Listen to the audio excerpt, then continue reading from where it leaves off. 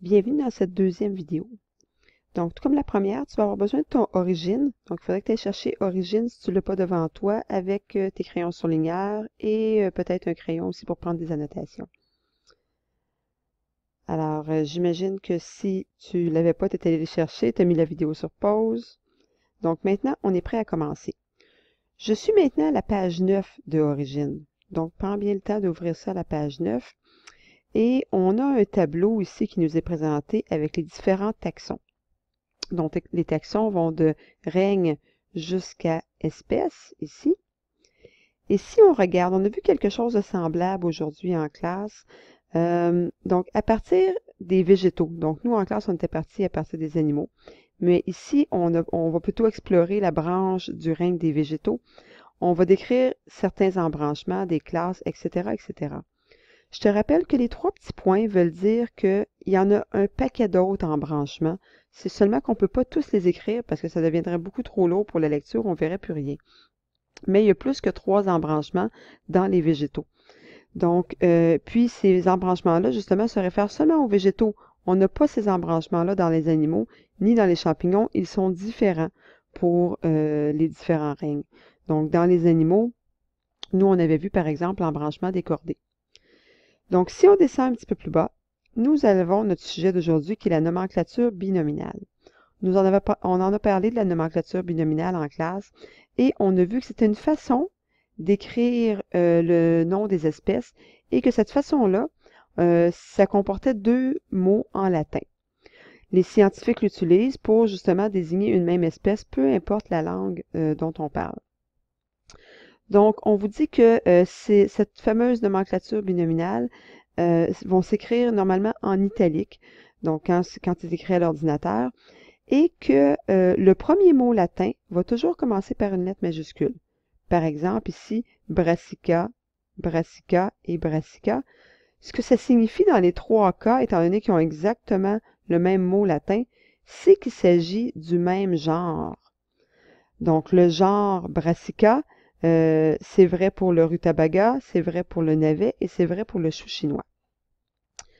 Le deuxième mot latin, lui, il va être comme un adjectif du premier et ça va mieux le désigner. Je veux changer de crayon pour te montrer quelque chose de vraiment important, mettre l'emphase, c'est que ça nous prend vraiment les 2 mots pour avoir l'espèce. Donc, c'est pas le premier mot seulement ou c'est pas le deuxième mot seulement, c'est vraiment les 2 mots ensemble qui vont désigner l'espèce. Donc, si on regarde ici, le Brassica napus, c'est le nom de l'espèce. Brassica rapa, c'est le nom de l'espèce. Et Brassica rapa, c'est encore le nom de l'espèce. Donc, ce qu'on s'aperçoit, c'est qu'il y en a 2 qui ont exactement le même nom, ces 2-là ici.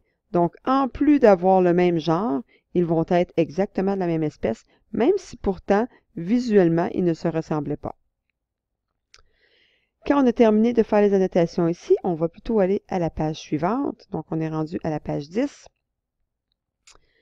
Donc, à la page 10, on nous parle de la fiche taxonomique. La fiche taxonomique, en fait, on en a vu parce qu'on en a fait une en devoir.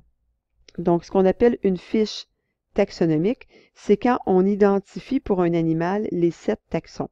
C'est-à-dire que pour cet animal-là, on va identifier son règne, son embranchement, sa classe, son ordre, sa famille, son genre et son espèce. Pour l'espèce, il y a 2 façons de l'identifier. On peut l'identifier premièrement avec la nomenclature binominale et on peut aussi l'identifier avec son nom usuel. Donc ça ici, c'est la fiche taxonomique du poisson rouge. Maintenant, on pourrait regarder une autre fiche taxonomique ensemble. Donc, je vous ai préparé la fiche taxonomique de l'écureuil. Donc, ça me semble être un écureuil roux, hein, comme on peut voir sur la photo. Et on a écrit différents mots qui vont définir justement les différents taxons. Donc, animal, cordé, mammifère, rongeur, suridé, Sirius et Cirrus vulgaris. Donc, ces mots-là, ce sont justement sa fiche taxonomique. Pour savoir maintenant, si je te demandais de me retrouver, cet animal-là fait partie de quel ordre? Donc, pour savoir quel est l'ordre de l'animal, tu vas dire, bon, ben c'est quoi donc l'ordre? Il faut que tu te rappelles ce qu'on avait vu ensemble, c'est-à-dire le fameux Récov-je. Donc, le Récov-je, Si je cherche l'ordre, l'ordre se retrouve ici. Donc, règne, embranchement, classe, ordre, le quatrième mot. Alors, je vais faire la même chose avec la fiche taxonomique. Je vais chercher le quatrième mot. Animal, cordé, mammifère, rongeur. Ce qui veut dire que rongeur, c'est l'ordre de l'écureuil roux. Donc, ça va être tout pour aujourd'hui et on se revoit en classe.